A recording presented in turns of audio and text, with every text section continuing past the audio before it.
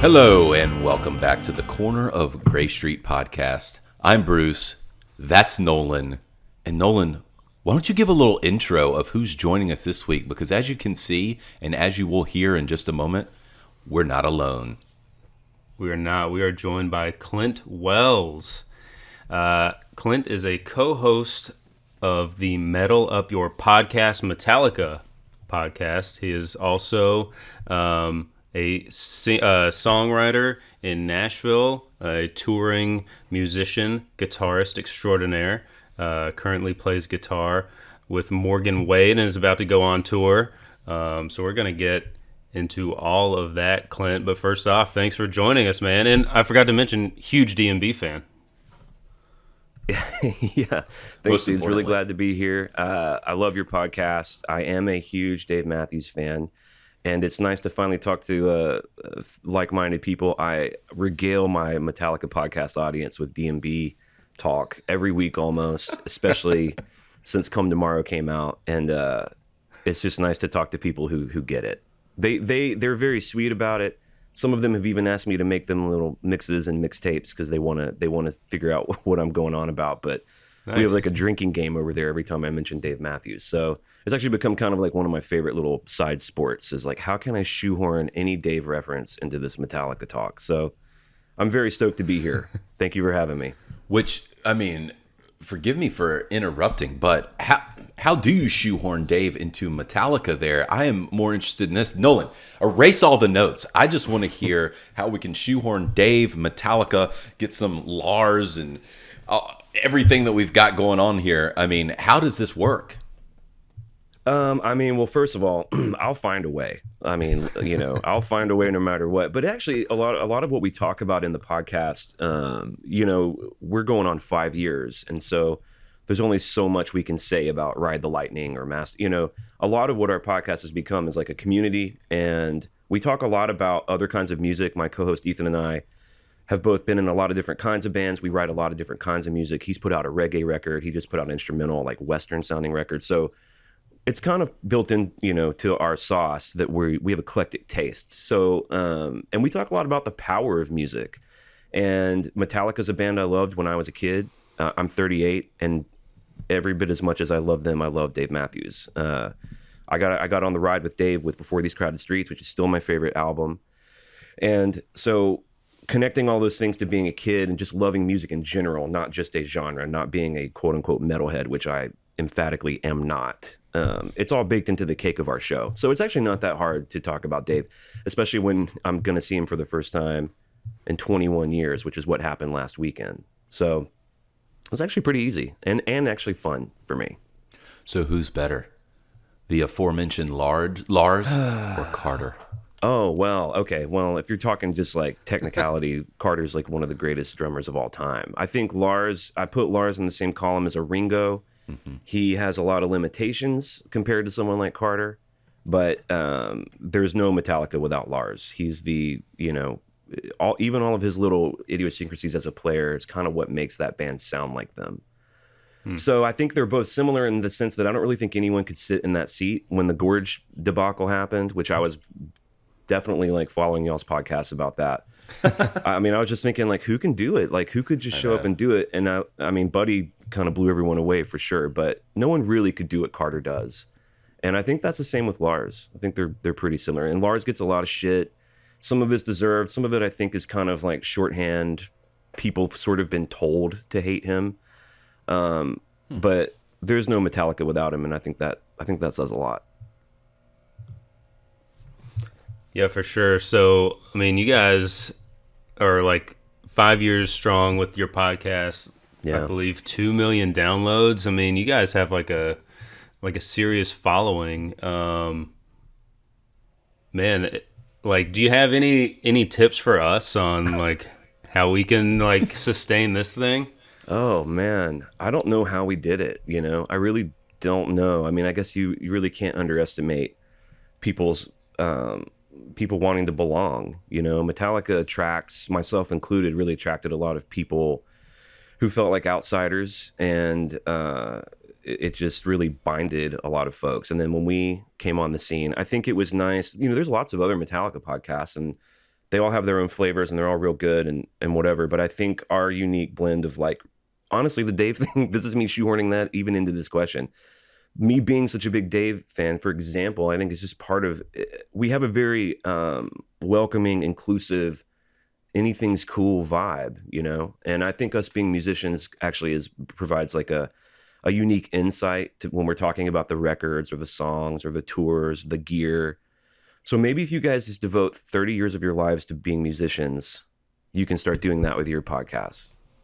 Well, we'll work on going backwards on that and figure that out. I think you guys do a good job, though. Real quick, just to say, you know, I was being funny, but I actually really enjoy your podcast a lot.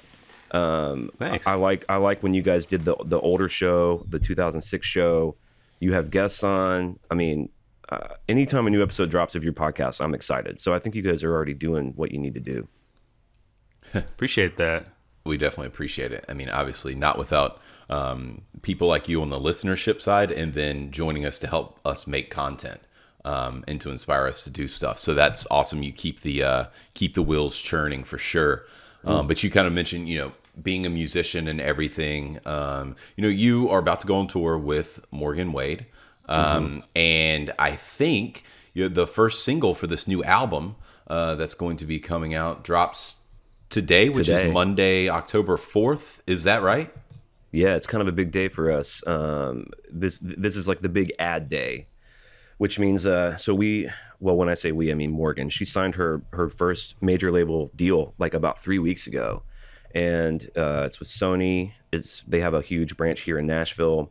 So we've been doing all this promo that kind of culminated, all the radio we were doing culminated today. And so that means we were playing for all the radio people from all over the country being flown into Nashville. We were set up at Blackbird Studios. We all had to look cool. We all had to sound great, which wasn't a problem. Everyone looks cool and sounds great.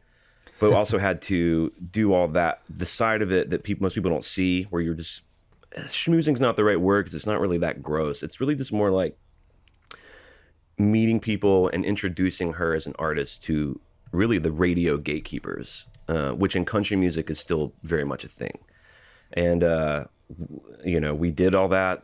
We got a lot of ads, and all of that work pays off today. So it's not like they're going to start playing the song like, every hour, but the fact that we got a lot of commitments to ads is a huge deal for Morgan and for us. And, we're pretty excited. We're nervous. Morgan's never really done a tour like the one we're supposed to do. She's a new artist, and the seasoned guys like me who've been on the merry-go-round for a while, we're all a little like nervous about being on the road for so long. It's a strange mixture of being really grateful because we were in this 18-month purgatory. Now we get to go do what we do, but like I haven't been away from my daughter this long since she was born. I have a 7-year-old, so we're kind of jumping into that world. But grateful to be playing music. Yeah, I'm sure it's definitely weird getting back into the swing of things after not doing anything for so long. But no, it's exciting for you guys. What is the single today? It's called Wilder Days. Okay. And people may have heard it, or people. I think when I say country music, I played for a country artist named Rodney Atkins for a long time, for 4 years. Now that's country music, like dirt road, back road stuff. Mm-hmm. Now that's not really my cup of tea. Morgan's stuff is really more on the lines of Jason Isbell or Sturgill Simpson. When we say country, we mean that kind of thing. Where I do think DMB listeners, especially those of you who like the more country side of DMB, I think you'll dig it. The lyrics are great. It's really thoughtfully made. It's not any of that back road, my dog, I love my dog and I'm crying into my beer shit. It's like it was produced by Sadler Vaden, who's the guitar player for Jason Isbell. So the cool cachet, and I mean that non-cynically, like it sounds like Tom Petty, like it's more from that world. It's cooler. It's more like Southern accents, Tom Petty, than it is pop country radio. And that's actually what's exciting about Wilder Days going to radio, is we kind of feel like it's an opportunity to get away from that kind of the dumber shit. Yeah, I listened to it this morning on my drive home. Oh, it's blurry. It's because you have your weird background on, blurry. dude. I know. Well, Nolan, so since you actually heard it, yeah, was anything I said true about it? Can you verify? I can verify. Yeah. Okay, good. No, After it was the whole thing. It was definitely not country in the traditional sense at all. Yeah. No, I liked it a lot. I mean, she has a Cool. killer voice. She's a real deal too. I mean, you know, we live in an era where a lot of that's really manufactured, and when you know, that's who she is, dude. She lives in she's not even in Nashville. She lives in Virginia. When she opens her mouth on the mic, that's what comes out. It's super powerful. It's raw. It's cool, and I'm really proud to be a part of it. Honestly, That's great. Awesome. So you mentioned Nashville, and you live there. That's your home base, and you guys have been doing the radio scene there, promoting this. Do you know Rustin Kelly at all, or you ever run into him in Nashville? Because we had him on the pod a few weeks ago. yeah, I don't know him personally. A good friend of our show and a musician named Paul Moak. Any of our listeners who are checking this out will probably do a little shout for Paul. He's worked with Rustin and written with Rustin and has nothing but good things to say about him. And I'm sort of aware of him. I love his music, and he's got a great reputation in town. And I was stoked about him with the Gorge. You know, we should get a coffee because Yeah, for sure. Dave fans, like, I only really honestly only have one person in the world that I can text who will understand what it means when I say, "Dude, Dave played Pig at night too at Deer Creek." He will know what all of that means. Because my co-host Ethan was like, I was like, I don't have anyone to talk to about Dave Matthews. He's like, dude, you can talk to me about it. I like Crash, you know. I'm like, you don't get it, man. Like, you don't understand. If I say they open with a stone, you need to know what that means, you know. So, you know, if Rustin's one of those dudes, then I need all the help I can get over here. Yeah, it seemed like it for sure. And it was funny when we were emailing back and forth. You were like, I don't have anyone to talk to about Dave playing You Never Know solo at the Gorge. Like, we got you. Dude, my wife, we were, when the whole Gorge thing happened, I mean, I wanted to talk to Dave Matthews fans so fucking bad. And I kind of lurk on Ants, and I'm kind of scared to say too much on Ants, to be honest with you guys. I do a lot of lurking.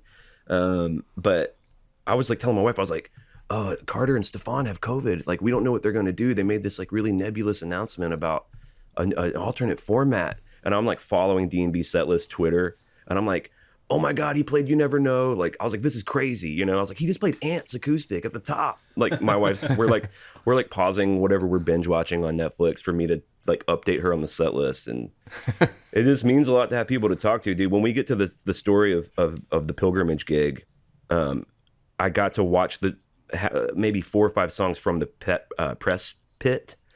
And I mean, I was just having a field day talking to everyone on the rail because I knew they were my people. I mean, I just immediately was like, how many shows is this for you? 150? Cool. How about you? 80? Jesus. What about you? You know, like, and I'm like, what do you think they're going to open with? What, you know, they're like, oh, they sound checked with Pig. I'm like, are you fucking kidding me? I was like, how likely is it they're going to play it if they sound check? Like, just having some dude was like filming for DMB Couch Tour. I was just like a kid in a candy store, dude. I literally do not have anyone to talk to about it. So you guys are my new best friends. And we're going to do this once a week from now on, if that's cool with you guys. Yeah. Yeah, Combo podcast. Works for me. And we're about to dive into some Dave stuff, but I did want to get just a little more background on you as a musician. Obviously, you know, touring guitarist, session guitarist, and now going on tour with a nice artist there in Morgan Wade with an up and coming career. You know, how did you start out as a musician, and what led you to the style that you play now? How many different styles have you gone through? What other instruments besides guitar do you play? Because I'm sure that there are others. Just kind of give us a little history of Clint Wells, the musician. Then we'll nerd out on Dave, I promise. Cool. I started playing when I was 12. Really, the only reason I started playing is because my best friend got a guitar, and he also became a professional musician. But when he got a guitar, I didn't see him anymore. Like, that's what he did. And I really just got a guitar just so I could keep hanging out with him. That's kind of my story, which is true. And we were big Pearl Jam fans at the time, and so he was much better than me. He took to it really quick, so he could play all the Pearl Jam solos from 10. And if I could just learn the rhythm, I could hang in there with him, you know. So that was kind of how I got started. And like a lot of dudes who end up giving their whole lives to this, I always loved music. You know, I would go to bed. I'm 38 years old, and I still go to bed every night with headphones in. I would go to bed as a kid listening to, I mean, not even just dreamy shit. I mean, I would go to bed listening to Pantera, Cowboys from Hell, Sepultura, Chaos AD, when I got into Dave, that was pretty much all I listened to for a while. And, just kept leveling up. And actually, I've always credited the level up I did in high school from playing to learning Dave Matthews songs, because the songs on the first 3 albums are super hard to play. And my first 2 years of playing was just you can imagine it, me not having a lot of dexterity or timing or pocket, but Mom, come watch me play Back in Black, But it was really learning Tripping Billies or So Much to Say, Warehouse. It was really learning a lot of those songs that taught me how to get better with timing and phrasing. And when I was in high school, we actually I went to a high school called Pellapalooza. I went to school in Pelham, Alabama. And my band, we played all Dave songs for that. We were we were just Dave freaks. And that's really where I kind of felt like I leveled up for real. And then when I was about 16, I started playing in a cover band with my mom's coworkers who were all in their late 20s. And I would show up with my gear. I was like 16, 17, and we would play, and the band would go on set breaks, and I would have to just stay exactly where we were sitting so that the bar wouldn't lose their ABC or their liquor license, because the ABC board was always coming through. So learned a lot doing that, saw a lot of interesting shit doing that, and going to high school the next day and still being a dork, like playing in the bars till 2 a.m. in Birmingham, I thought was pretty cool, but then high school was still a dork. So that turned into still in Birmingham, just playing with local bands. There's a club in Birmingham called the Nick, a seedy little 200 cap rock club. That was basically Madison Square Garden to me. I remember thinking, like, if I can just play the Nick on a Friday night, what else is there? Like that felt like accomplishing a dream. And then at some point, I was working with Nashville artists, but still living in Birmingham. That got hard. It's driving 3 hours north just to hop on a bus or hop in a van to do a tour. When the tour finally got home, I had another 3 hours to come home, kind of doing a day job too. And then in 2011, my wife and I kind of made the leap and came up here, and I've been doing it full time since then. So we just celebrated actually in March our 10-year anniversary of being in Nashville, and I've pretty much been doing this the whole time, minus the 2 lost years. Congrats, man. That's awesome. Nice. Yeah, congrats. Thank you. Pelham, Alabama. I came across that name last night looking through old set lists, doing some research for the show today, and I believe that was DMB played there April 2009, and made the return of Bruce and I argue about this, but Blue Water, not the full Baboon Farm, but just Blue Water in the encore. Never returned. No, Blue Water has, but not the Baboon Farm. So.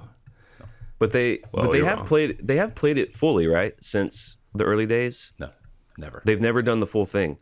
So another thing I forgot to mention is when I was in high school, I was actually a tape trader. I maybe had 100 shows on cassette tape in this little thing that spun around. So so much of that time for me was spent chasing those 93 shows that had Blue Water, that had Heathcliff's Haiku Warriors, that would have some of those crazy early covers, me and Julio down by the schoolyard and stuff. So that's cool that Birmingham, I mean, I wasn't really on the DMB ride in 2009, so I kind of got off around the stand-up era.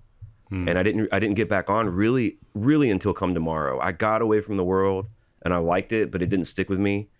And then whatever summer it was that Come Tomorrow came out, I just bought I was like, oh, a new Dave record, check it out. And so what I think is actually interesting about that is I missed all that shit. I never really had Big Whiskey. So when it was like hearing Squirm for the first time. This is just a few years ago for me. I had no idea that song existed. So I've been having a really good time playing catch up. And I even really like stand up a lot now too. But I only saw Dave 3 times. I saw him once in 98 and then twice in 99. And then I didn't see them again until last week. Wow. Well, a lot has changed with the band in between shows for you. Yes. Well, you know what's funny about the show I saw in 98 in Pelham at the Oak Mountain Amphitheater was Tim actually played that show, which at the time was super rare. And then I know he's basically been in the band now for 15 years? Well, he's always in the band now, but yeah. I did a lot of catching up. That's crazy. I'm actually looking at that show right now, and I pulled this up before I even knew that this was the show you were talking about, because I went into Pelham. Tim plays the first 9 songs, but then doesn't stay he for had the a rest gig. of the set, which is wild. He had a TR3 gig at this little club that I played at a lot when I was young called Zydeco. That's crazy. Yeah, That isn't set that is wild? bananas. Yeah, we Yeah. got the last stop. Yeah. Man, I that is- sadly don't remember anything about it. You know, I just don't remember a damn thing about it, unfortunately. But that's a good segue, I think, Nolan, to get into the DMB stuff. So now here we are. First show was in '98. Obviously, you said that your first album that you picked up was BTCS. Yeah. So how did you first hear of Dave Matthews Band? And did you just pick up the album not knowing much about them, or did you pick it up knowing, hey, I like this band, but I want to see what this is? You know, what was the backstory to that led you ultimately to buying BTCS and then ultimately going to this killer show? I mean, I'm just getting hot and bothered over here by the set list.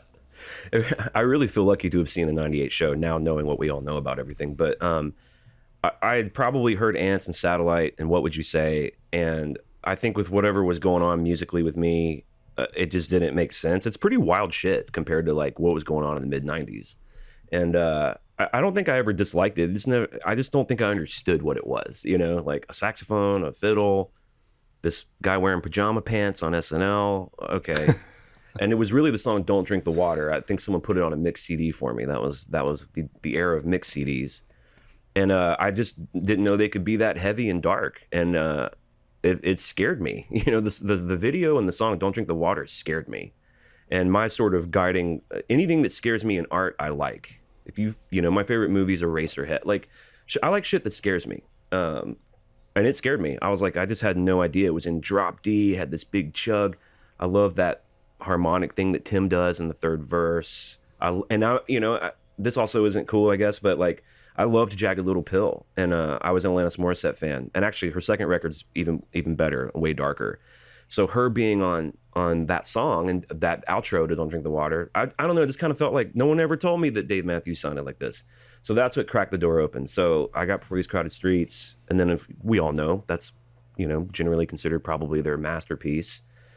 So just burning that record down was like, wow, Last Stop, okay, no problem. The Stone, Pig, Spoon, Dreaming, like the version of Halloween. So I had to learn all that. I had a buddy that was way into it. So I was like, what's this Halloween song? So I actually had a buddy that gave me the Recently EP. He was like, dude, you need to check this out. So then, of course, I'm hearing their version of Watchtower for the first time, which blew my mind. And then luckily I just had the two records to dive into. So those days were fun because all you had were Under the Table, Crash, Before These Crowded Streets. You had Recently, you had Remember Two Things, and then you had live stuff and all chasing all their fun, you know, like Blue Water, Help Myself and stuff. So then I remember distinctly when the Lily White sessions came out, it was like finding treasure, like finding buried treasure. I, like many DMB fans, think that every song on that's a masterpiece also, like a logical next step. I was with Everyone in Real Time when that seemed to get abandoned. When Every Day came out, I watched everyone get bummed. I actually loved Every Day. I still love it. I mean, I like the song "I Did It," dude. I mean, I'm sure a lot of your listeners are like, Jesus, this guy. But I loved Space Between. I love If I Had It All. I love that album. The only song I don't really like on it's Mother Father, but I really like everything else.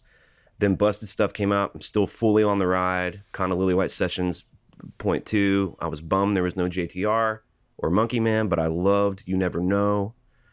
And then Stand Up was the kind of head scratcher for me. I didn't really get it at the time. It sounded more like a Dave solo thing.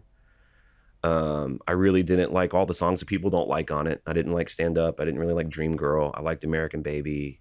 But I think I maybe gave that like 2 listens. In fact, I kind of compare that to the Metallica album Saint Anger. I don't know if you guys follow their discography, but they have one kind of Black Sheep album where everyone kind of was like, I don't understand this. And then I didn't really pay attention to anything they did after that. I think I just was ready to move on, and I was listening to other shit. And I remember, interestingly enough, hearing the song Dive In on the radio. So that would have been like '08 or something. And I remember getting to the chorus and being like, oh, a new Dave song. And then the chorus was like, dive into the empty ocean. I remember being like, oh, that's cool. He's still doing cool stuff. But I never got that record. And then I heard him do the song Sweet on NPR.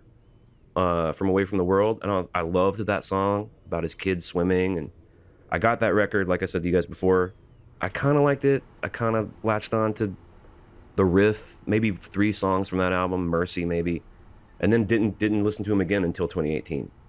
Come Tomorrow happened, and it was like being hit by lightning. I know how everyone feels about the album, but for me, coming in without having any of that context, I liked it. I liked the song Can't Stop, dudes. I'm telling you, I liked it.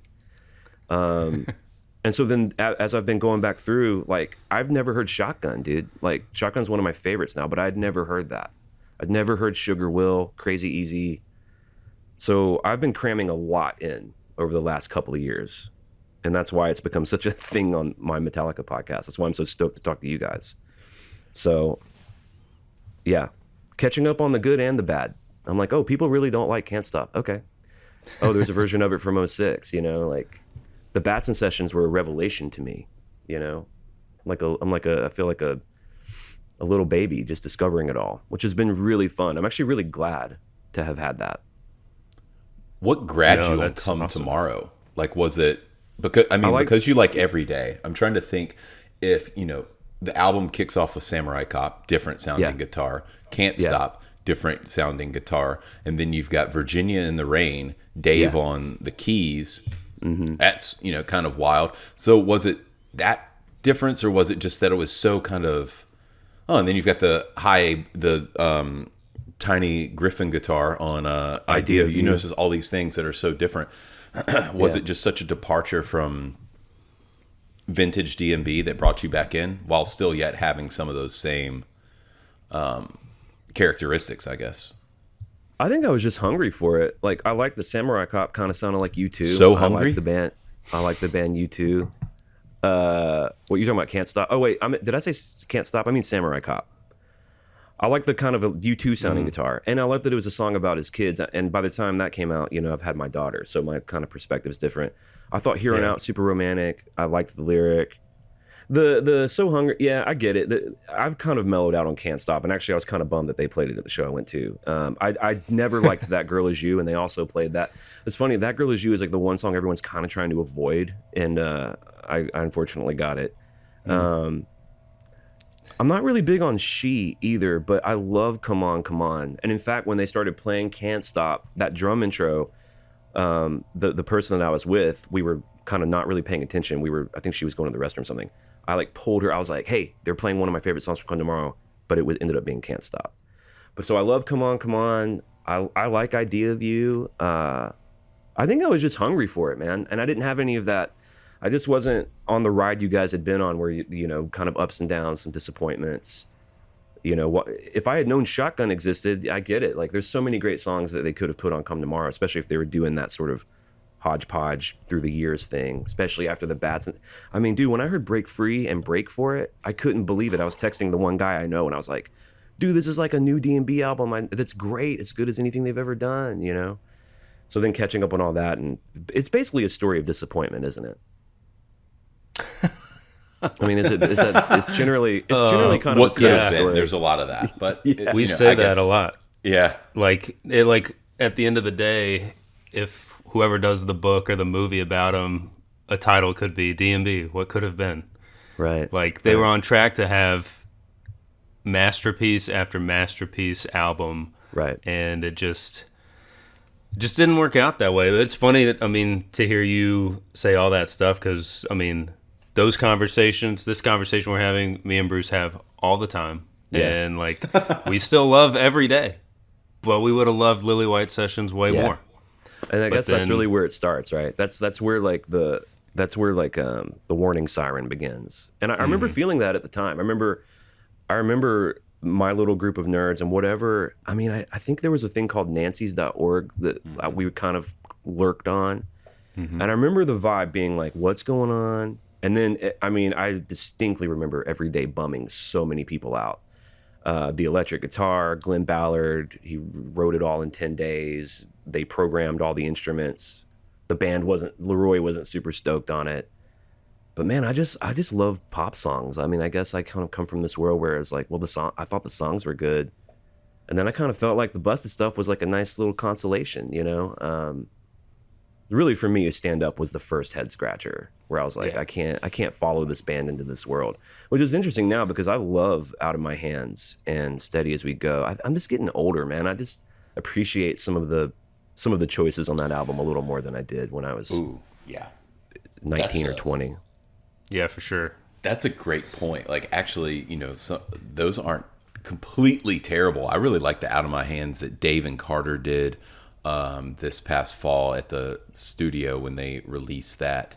When it was just awesome. them two, and that was the first song they played on the recording. That was cool. I like that, and I think that whether Nolan and I whether it comes off. Him and I both do not hate Every Day. We that album is actually, we like a lot of the songs on there, and you're probably right. Mother Father might be the one on there where we're kind of like, that's all right or something. I guess it's kind of cool to hear it like live maybe once. But the rest of it, like, I really do wish that they played, like you said, If I Had It All, What You Are. I love when they play So Right. Me too. Stuff like that, and I'd like to see I Did It one day. I think it's funny, and I think it's a little fun too. So I like that perspective that you come with. So yeah, dude, make a bomb of love and blow it up. Come on, dude, that's awesome. It's fun. Exactly. I do think with the whole Boyd Void thing, I doubt they'll play that one again, just because he has such a prominent, brief but prominent part. Yeah, that was I another think part he of did my forget that ride part too. a couple times when they played it live. So maybe That's Dave true. could do it. Maybe Stefan could step up and do it. That might be fun. oh, I'd love that. But that was another thing too. We don't have to talk about that too much. But like that was also kind of unfolding as I was getting back in, to the ride. So, it was it's been interesting, dude. It really has. And like reading through the forums and like reading, all the little topics that are just about Away from the World or even just about Big Whiskey. I mean, I've read all of it, and I read everyone's takes on I follow almost every show. And like I said, I mostly just lurk because, there's some colorful characters over there. But it's been interesting to like get an education on what's been going on with the Dave Matthews world. Some of it I understand. Some of it I do kind of look at and I'm like, some of it's a little head scratcher for me, But you guys have been in there the whole time, so it's interesting. Yeah, you have definitely had a lot to catch up on. That would be quite a task. If you have any questions or recommendations on what to listen to, we got you. So we'll help guide you back. I really enjoyed the discussion on what the best live version of Shotgun is. I think because the first one I really paid attention to, mine is the 2012 Hershey Park performance, which is quite different than the 06 performances. So that I was really fascinated by that. You guys kind of breaking some of that down. And it reminded me, dude, this is so interesting to me. All the times that Dave will play a song in front of tens of thousands of people and not know any words to it. And like I remember early bootlegs of like Say Goodbye when he did not have any lyrics to that song. And it just, no one cared. It's like Yellow Ledbetter with Pearl Jam. When I listen to it now, I'm like, this motherfucker did not write any words. And I can't listen to a guy just gargle through 3 minutes. Like, but isn't it interesting when we were all like kids that we just did not care about that? Mm-hmm. Oh, yeah. Yeah. Absolutely. Now we're like, why isn't Dave doing improv lyrics? Come on. I miss Where's this. my? I love the improv lyrics. Where's the 2-step improv intro, Dave? Gosh, Yep. quit singing Time Bomb. It's so funny, dude. I was just about to say I love when he does Time Bomb. Because I love that song. I love that song lyrically a lot. I actually really was pleased to see that my personal philosophy of the world since I was a kid, I still align very much with Dave's perspective. Yeah. And Time Bomb's kind of a good example of that. But yeah, I don't know. It's like Shotgun. I guess you could put that in the what could have been column for sure, because some of those lyrics. The thing about when he improvs them like that is like when he hits a home run, it's just so good. But when it's when you're reaching for it and you can't find it, it's pretty rough. Yeah, he often bunts and on 2 strikes and fouls it off. And so it's just like, come on. Like, What an guy analogy. pitched it right down the middle, like 100 miles per hour, and you can swing and knock it over the fence, and you tried to bunt and fouled it off your toe. Let me ask you this: when It's trench coat guy's fault. Oh, see, that's another thing I didn't know about that learning all that was crazy too. So when he bunts or whatever, your analogy, when he basically blows it, what are you looking for? Like, what does a home run for you for shotgun look like? Nolan? For me, I would say a home run for shotgun would be just keeping it the Seville version and actually just playing it. Like, Yeah. I don't know. Blowing it would be not ever including shotgun on an album Yeah. for me. Yeah. The home run would have been to keep an intro, much like Seville's, where it's a, kind of eerie Dave intro, and don't put lyrics about the TV being on or whatever. Yeah, right. And then not changing up the time signature in portion of the song and not screaming the whole time. I think that he had much better of a build in '06, especially the Seville version, where it builds to the scream, goes into like a chorus breakdown and whatever, comes back to a verse, builds to a scream, and then boom, boom, boom, and then we're done with the song. And I think they also could have had a little outro with maybe some horns and a little bit of piano, butch, whatever, whoever's playing the piano in the band.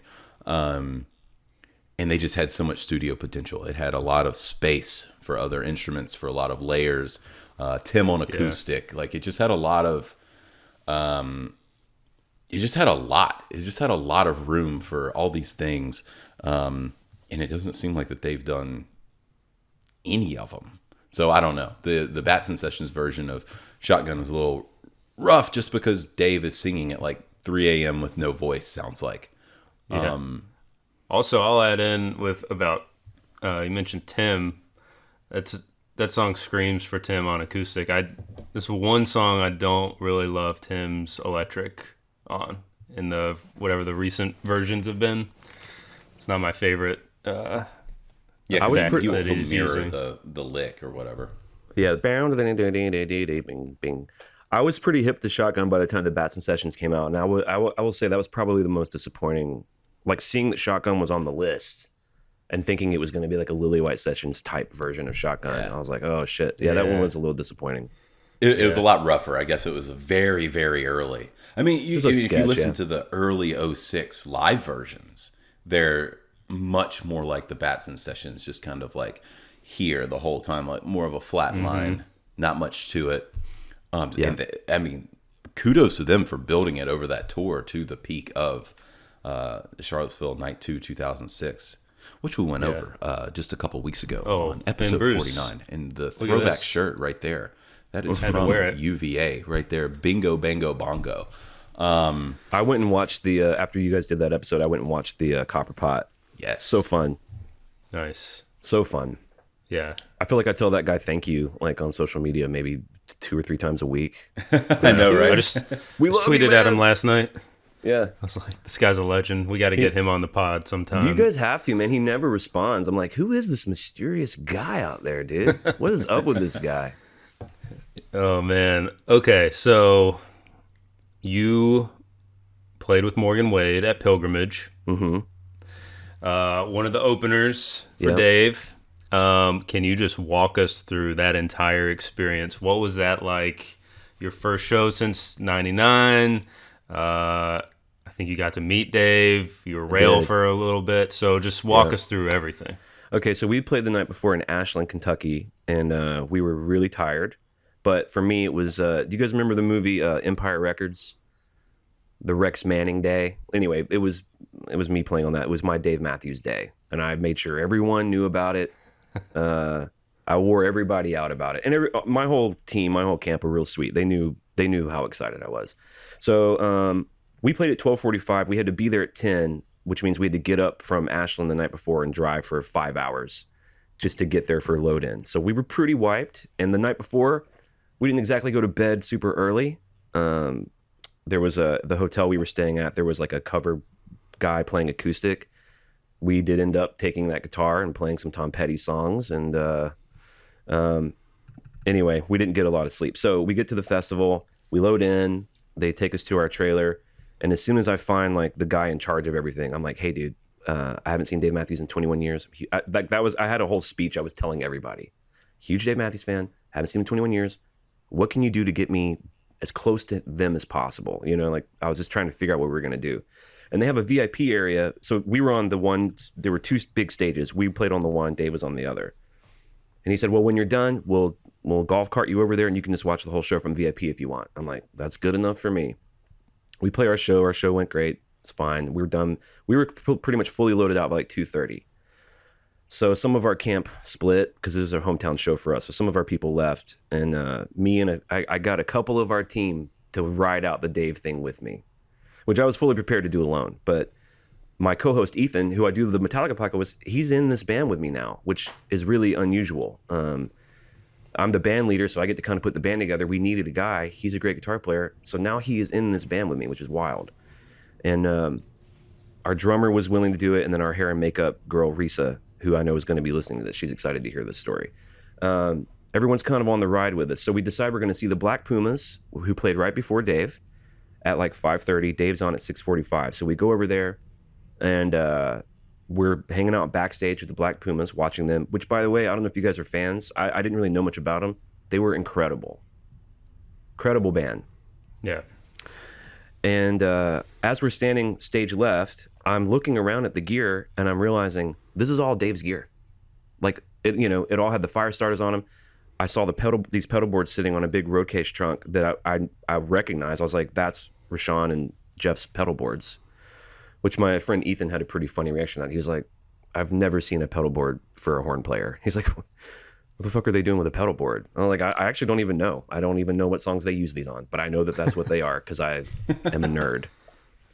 And I'm doing the shit that the kids do, man. I'm taking pictures of like their road cases with the fire dancer on them.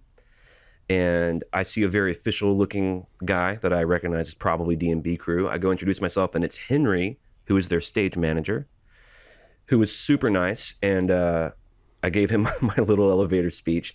And I said, hey, man, are we going to be able to watch Dave's set from back here? Because I know that they just had the COVID stuff with Carter and Stefan. He's like, man, it's not really my call, but I don't think so. He's like, I think we're pretty locked down. So I was like, cool. And I said, hey, I just want to let you go. Every crew person I talked to, which I talked to the bass tech and the guitar tech, I told them thank you for the gorge. I was like, I thought you guys pulled that off. I thought it was amazing. And I just want you to know I appreciate that. Which I thought that was cool. He seemed to appreciate that comment, But anyway, he was super cool, all business. At this point, me and Risa are standing stage left still. Ethan and Parker, our guitar player and drummer, had gone to stage right. And Ethan texted me and he said, hey, all of Dave's guitars are over here on stage right. You want to come check this out? I'm like, hell yeah, great. We're leaving stage left. And as we're going, Dave and Rab are walking up, like literally right in front of us. And Risa didn't even pay, no one else there was as freaked out about all this as me. I was kind of like freaking out, And I was like, wait, stop. Be cool. Like he walked right by us, and God damn it, if he didn't go stand exactly where we just were, like we just left, And I was like, well, I'm telling Risa, I'm like, well, we got to go back over there. How do we do that without looking like creeps?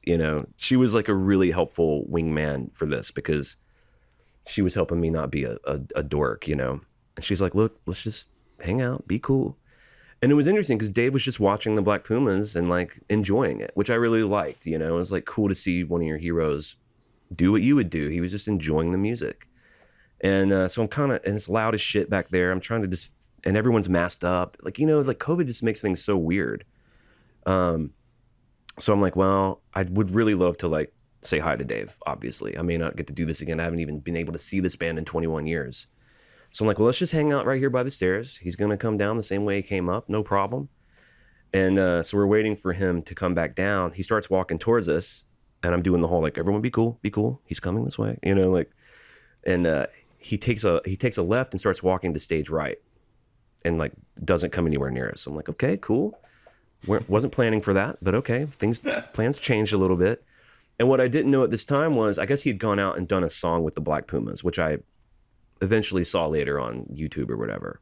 But we were kind of behind the stage at this point, just waiting, So at that point, another very official Dave Matthews Band looking dude walks by, and Ethan, my co-host, who's also the other guitar player from Morgan, he used to play in Kings of Leon, and he recognized this guy. This guy was head of security for Kings of Leon. So he's hugging this guy and shit. I don't know what they're saying, but I'm thinking he's hugging a Dave Matthews guy. This is probably good for us. Like they're hugging. Yeah. They're apparently very close.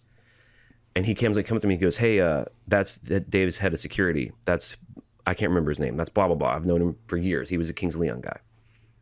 And he's like, I asked him if Dave would be willing to take a picture. And he said, Dave's super cool about that. Just sort of depends on how you ask and what your vibe is. And I can land that. I'm fairly, I can land that. I'm not going to freak out on him. I'm not going to do the we're not worthy shit. So he's finally coming back around. Same deal. Be cool. Everyone be cool. He's coming. This is about to go down. I don't know what's going to happen, but something's about to happen. And I will say, so the head of security guy was walking in front of Dave. Then there was Dave. Then there was Rab. And I will say he was walking with a very deliberate gait that suggested he was leaving and wanting to leave. Kind of head down, walking a little fast. And I'm like, fuck it, man. I can't not say it, dude. So I threw out hey, Dave, have a great show, man. Really looking forward to it. Really appreciate you being here. And he stopped, he looked, and he gave me kind of the Dave eyebrow.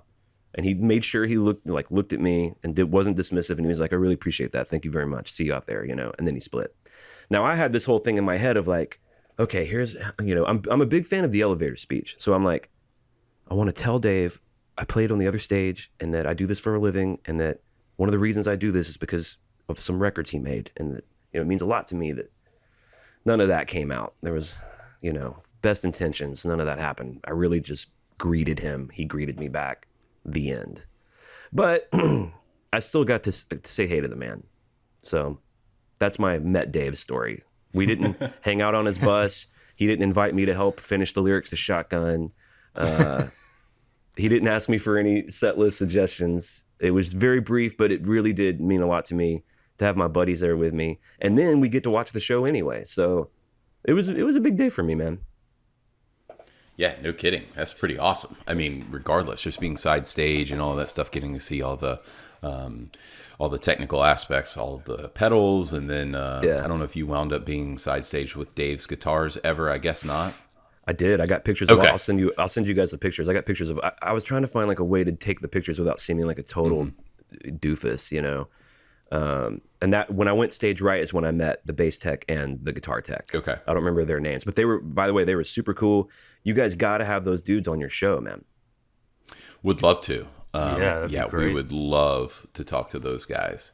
Well, now that I'm best friends with all of them, I'll try and broker the deal next time. Pull some strings for us. Yeah. There we go.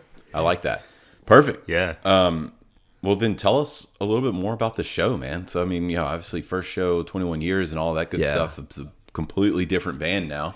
And, you've had your 2 or 3 years of listening to this new band and getting accustomed to it.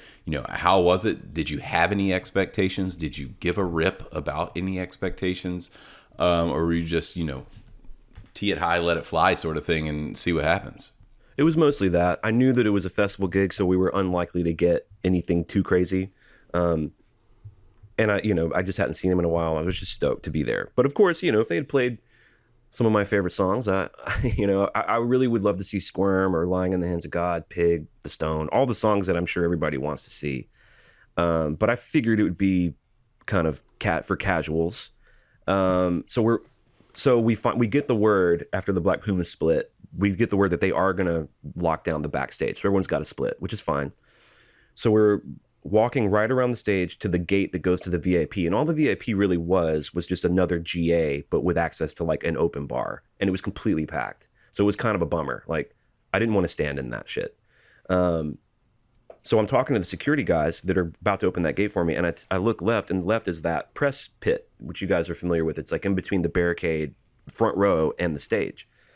And I just sort of casually said to the security guy, I said, hey, man, can we just watch the show from right over here? He was like, yep, go ahead. I was like, it like felt too good to be true. I was like, okay. And then just like slow-mo, just like walked. And I just stood right in front of Dave's microphone. I mean, I could have like jumped on stage, or if someone would have like given me a lift, I could have like hopped on stage. It was pretty wild. And I immediately started talking to all the people on the rail, which was one of my favorite parts of the whole day, was just finally having people to talk to. And that's when, I can't remember any of their names, but I got a lot of pictures with them. Several people on the rail had seen the Morgan set, so that was fun. Everyone, the vibe was really cool. Everyone was like really glad to be there. And it's just fun to kick it with diehards, you know? So that was when it was like it was one dude's 150th show, another one's 80th. Someone brought their kid, a 5-year-old little boy. It was his first. We're talking about set list stuff. So all that's happening. And any minute, I'm like, we're going to get kicked out of here. Like any second, this is going to go down. And a couple of my buddies I was with were like, I don't think so, dude. I think we're cool. I think this is where we're going to watch the show. And so I'm just like, I mean, some of my friends that were with me who know me, they were really enjoying it because they hadn't seen me behave like this, you know, ever. It really did like kind of make me feel like a kid again in a great way. And so at that point, Bruce, I did not care what they played. I really did not give a shit because I knew the man was going to be right in front of me, which he was. So they finally come out. And I had this experience too. I've been on the rail a few times at some Metallica shows. And it's quite a thing to be that close to them when you can kind of see every twitch, you know, every twinkle in their eye. You can see them laughing with each other. I'm endlessly fascinated by Dave and Carter's microphone where they can talk to each other. I'm like, I always want to know what those knuckleheads are saying to each other. It seems like they're having a good time. But just to see that, you know, to see Buddy come out. Buddy was wearing a fucking cowboy hat, I guess, in honor of Nashville, which I thought was pretty silly. To see Tim, I mean, it was really wild for me. And, you know, my buddies are all like, you know, pat me on the back and shit. So they start doing One Sweet World, which they open up with, which I love the song. And I'm telling everyone, I'm like, this song's called One Sweet World. This is a treat. This is really cool.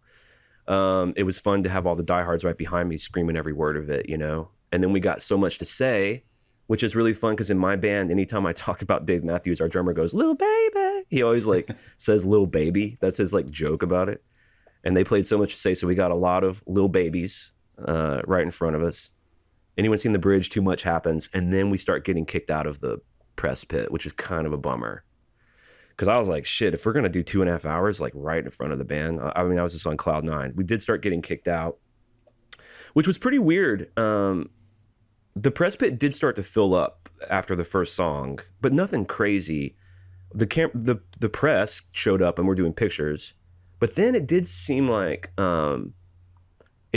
maybe some pilgrimage VIP kind of douchebags got access. It kind of like the drunk mom ratio went up high. And they didn't seem to like know the music. They were just like dancing horribly and like doing selfies, which what really honestly was kind of a bummer. And we start getting kicked out. And the main dude like kind of ushering us out like cattle. I grabbed him on the way out and I said, "Hey man, did something happen? Like what's going on?" And he pointed towards like the first row, the rail. And he goes, "These are our fans. We don't let people stand in front of our fans." And I was like, dude, I was singing every fucking word. I didn't have time to give him the elevator speech. And I understand his point. You know, he was protecting all the people who worked hard to either buy the tickets or like stay there all day in the fucking heat to have that access. And I get it. I felt like I was collateral damage on that one. So we got kicked out into GA and we watched the rest of the show from this like artist tower thing. It wasn't the same, but it was cool. And I was able to sort of just soak it in with my friends. Got to see Warehouse. That's top 10 for me. The Watchtower closer was cool. That's definitely not a set list I would have written, you know, to have seen, but I really enjoyed it. The whole Jimmy thing, the never-ending Jimmy thing happened. But I will tell you this, man, everyone was having a really good time. Like the diehards at the front when we were there, even during So Much to Say, Too Much, were loving it.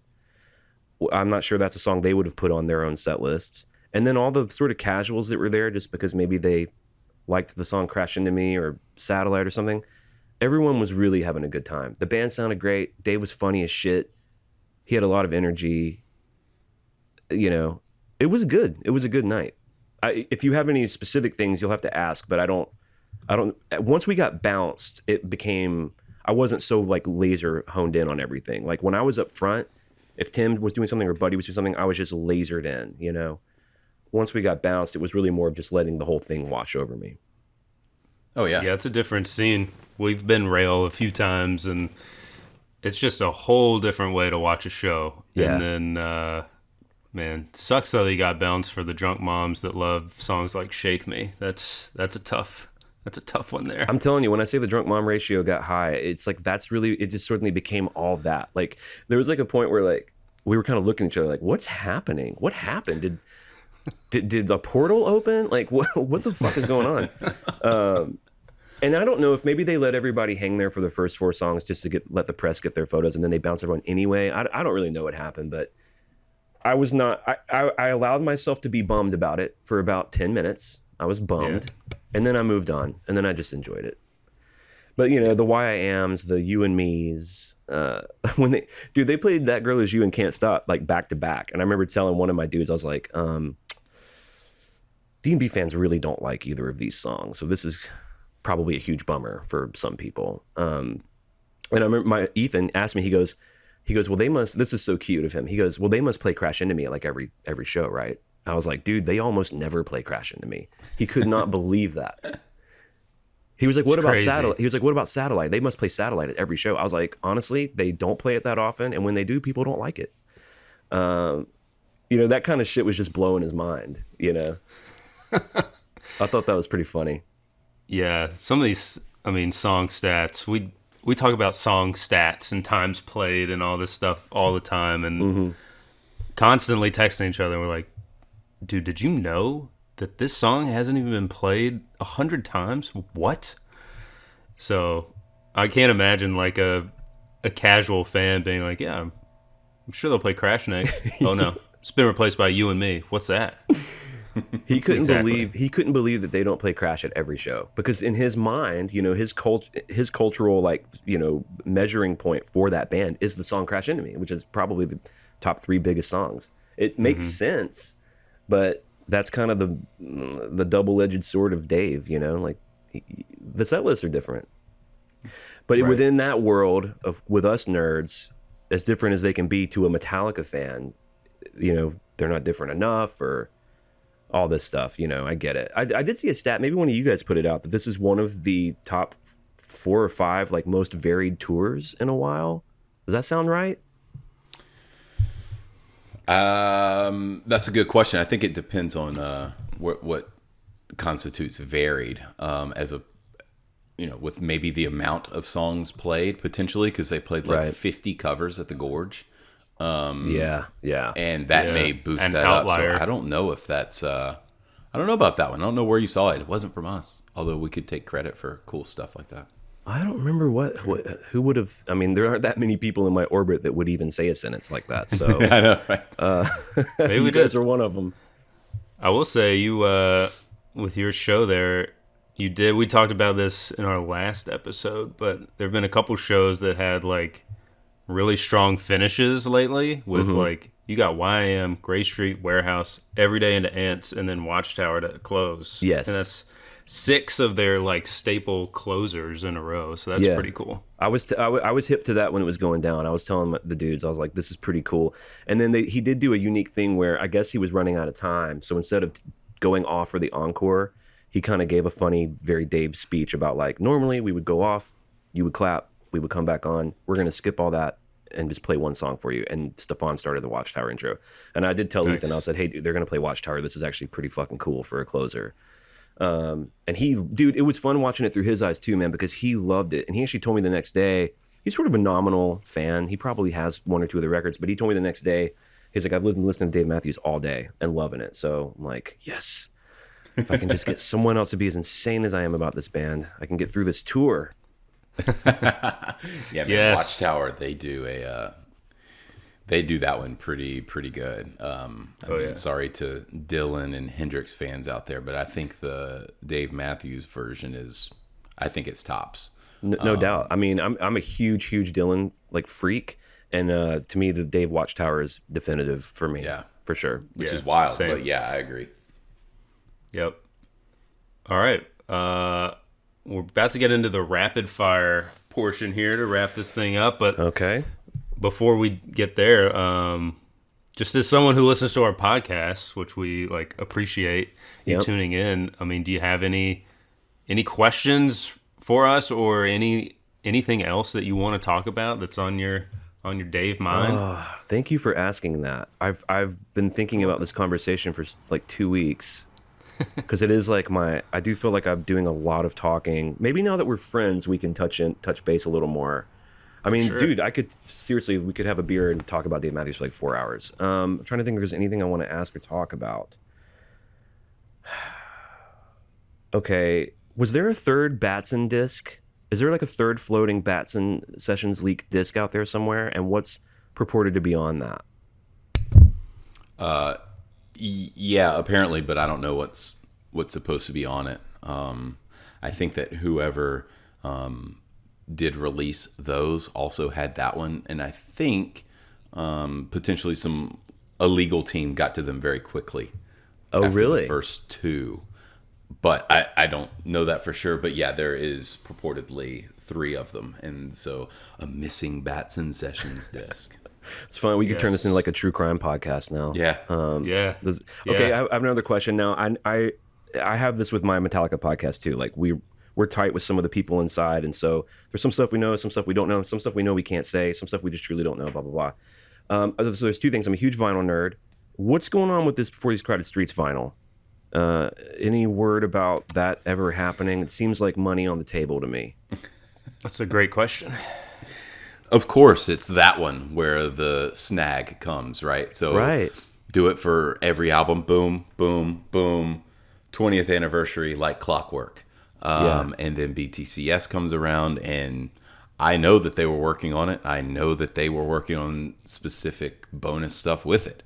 Okay. I don't know what happened to it. Now, it's not axed. It will happen. But at this point, now that it's, 2 years or 3 years since it should have been released, might as well wait for the 25th anniversary, right? So now they've got to wait 2 more years. It just wouldn't make sense to be like, here's the 20th anniversary thing 23 and a half years after it was released. Now they're gotta do just going to wait 25 for... now. Yeah, I would think that they'll wait for 25, and it just I don't know what happened. People that know things about it and are sort of involved in those things, they didn't know. So that's super weird to me. I don't know. We did hear a rumor to tie both of your questions together. That, Okay. Like, obviously, the band was not happy that the Batson Sessions leaked. Yeah. And it was around the same time that we thought BTCS vinyl might come out. So I don't know if they were like, no, not doing anything now. Yeah, But I guess who a lot knows? of the chatter was they weren't wanting it to like conflict with sort of the Come Tomorrow cycle. was And now with the one new thing. album, and now with the new album coming out, I'm like, shit, is that going to push it back further?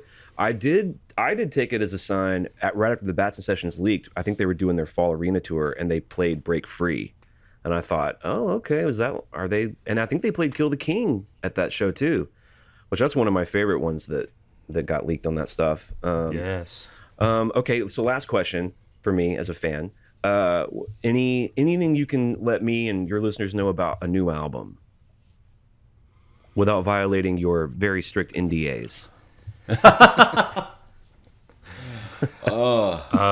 Nolan? Not right now. I don't think we really know anything. Kind of thought it might be coming out this fall, and then there could be a fall tour aligning with it. That's kind of what we thought those MSG tour dates, those added shows were going to be. Maybe like a launch party for the album, but it's been pretty quiet. What are you guys hoping? Like, what's your hope for the new album? If you could make a guess, that would be a shot in the arm for the community, for the band. Is there anything you guys are wish? We get us out a lot with Metallica because, those dudes are getting up there. They play really aggressive physical music. I know there's a lot of speculation about Carter, and what do you guys think about the new album?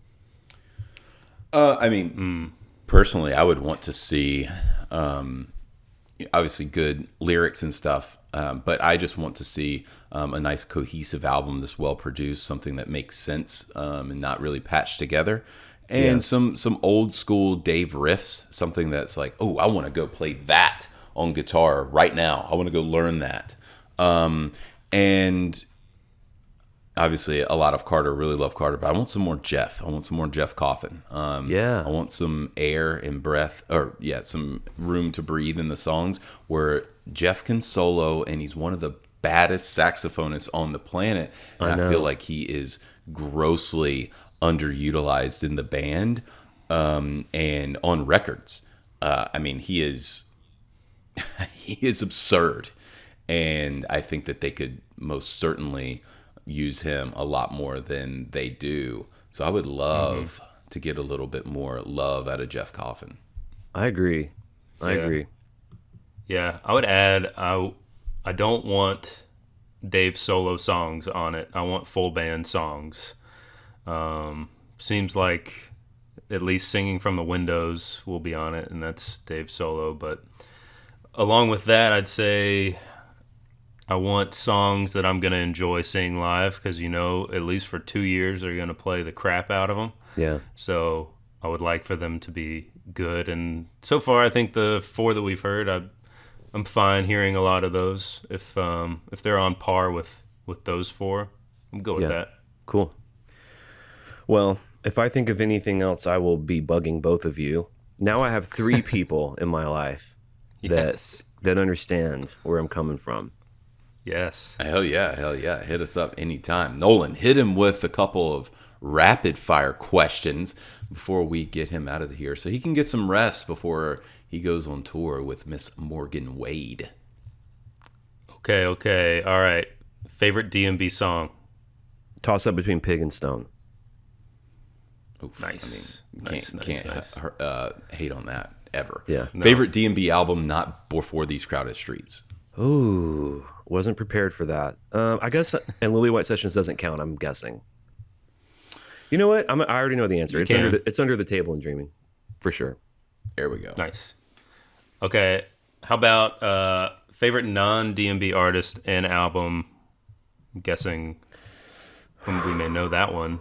I mean, I don't want to say Metallica, even though they're definitely up there. Okay. Other than Metallica. I'd probably say Radiohead, and my favorite Radiohead album is Kid A. Okay. Nice. Well, so doing our research, we saw that you are a big Paul McCartney fan, guessing a big Beatles fan as well. Huge Beatles fan. Beatles song and album. Oh, dude, Beatles. I mean, for a long time, my favorite Beatles album was Revolver, and my favorite George song is on that album called I Want to Tell You. My favorite Paul song on that album is called For No One. If I had to pick a favorite Beatles song of all time, I would pick Across the Universe. That's just my gut. Across the Universe. Oh, nice. They played that on DMB radio last night, just randomly. I was driving, and that was on DMB radio. Yeah, Beatles Across the Universe. I was like, whoa. Wow. Yeah, that's wild, dude.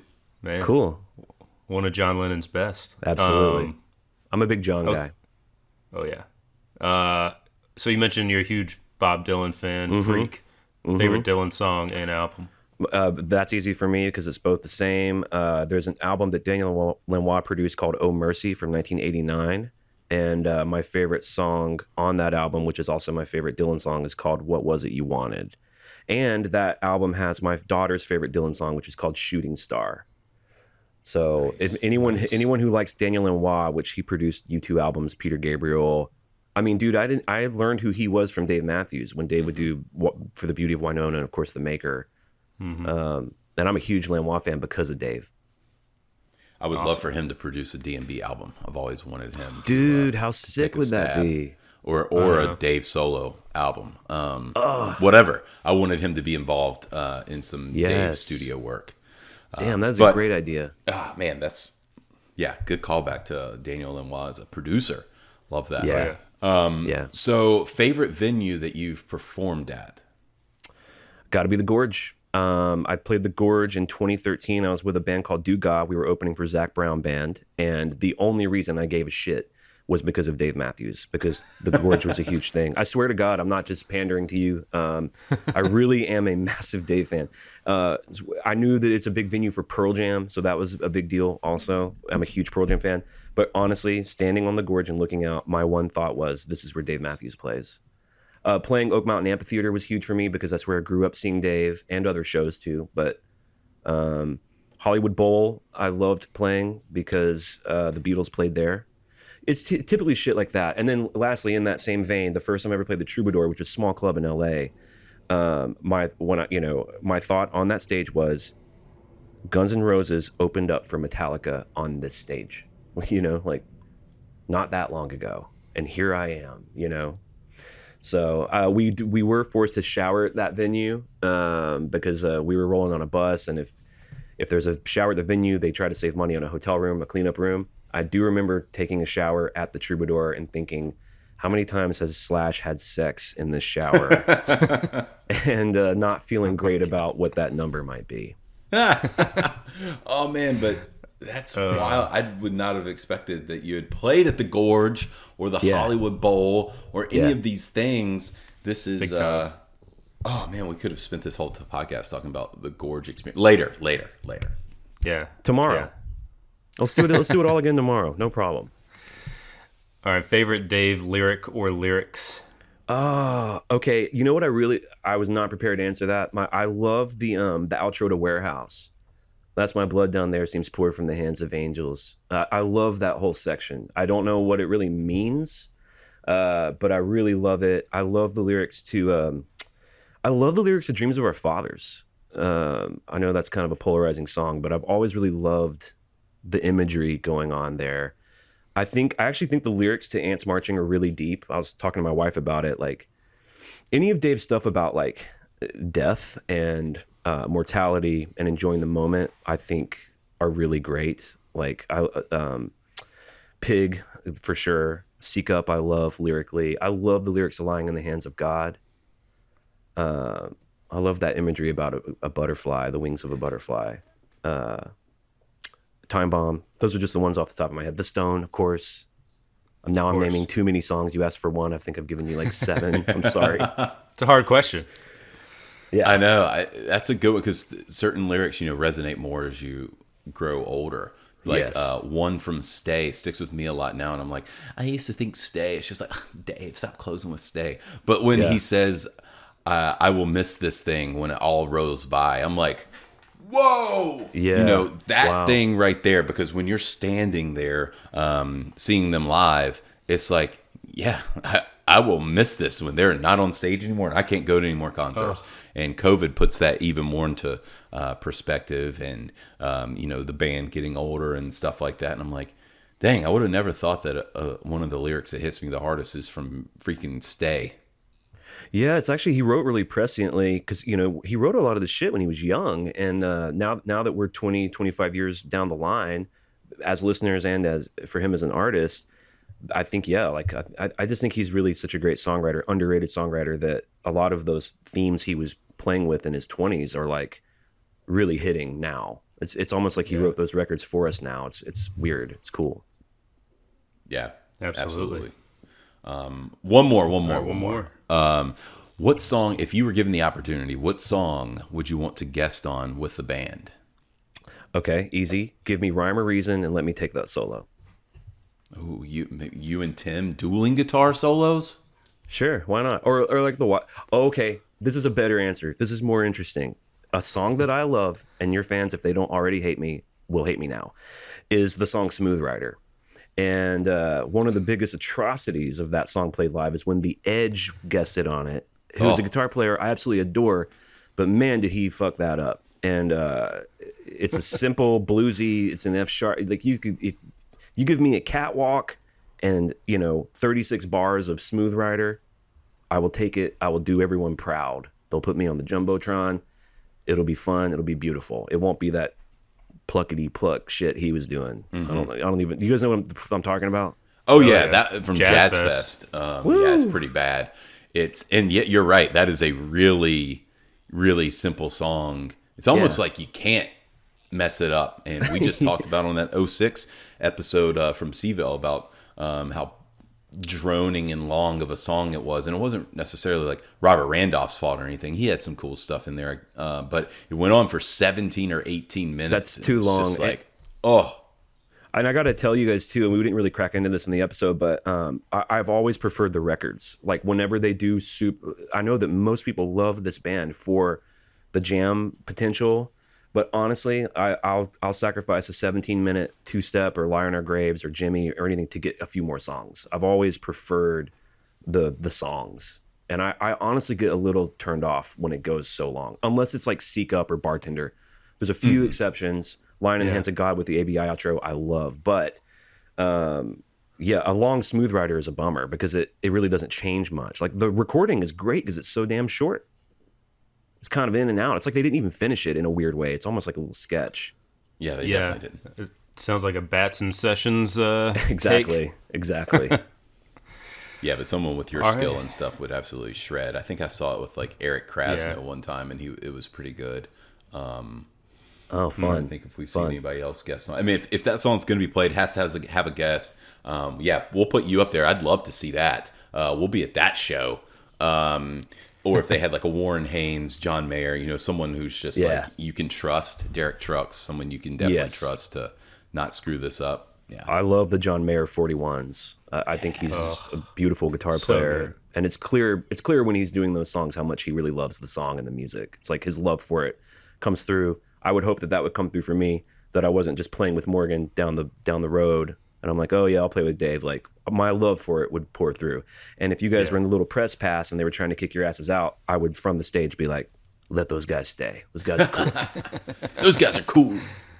Epic.